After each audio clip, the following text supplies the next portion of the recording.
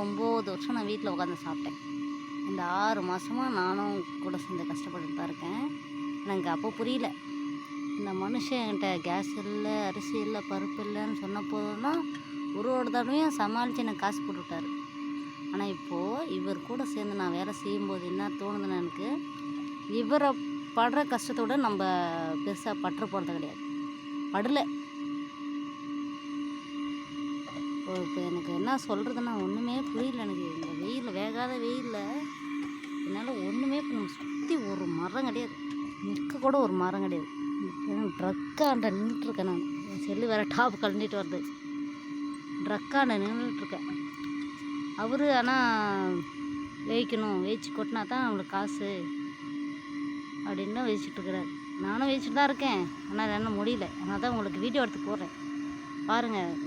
உக்காந்துட்டு பேசுறதுக்கு பெரிய விஷயமே கிடையாது. அந்த கை வைக்க முடியல என்னால். அவர் தள்ளிட்டு போகிற அந்த புடி, அந்த கை என்னால் வைக்க முடியல. என் கை அப்படியே பற்றிக்கிட்டு எரியுது. தெரியாதாரா என் கை நடுவில் அவர் பாருங்க மக்களே. ஏன்னா இந்த வெயிலெல்லாம் வேலை செய்யறது ரொம்ப கஷ்டம்தான்.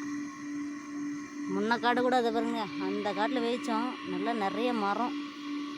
இந்த காட்டில் ஒரு மரம் கிடையாது. பாருங்கள், வீடியோ எடுத்து போடுற அந்த வேகாத வெயிலையும் லைக் பண்ணுங்கள், ஷேர் பண்ணுங்கள், கமெண்ட் பண்ணுங்கள். பிடிச்சிருந்தது பிடிக்குதோ பிடிக்கலையோ லைக் பண்ணி விட்ருங்க, சப்ஸ்கிரைப் பண்ணி விட்ருங்க.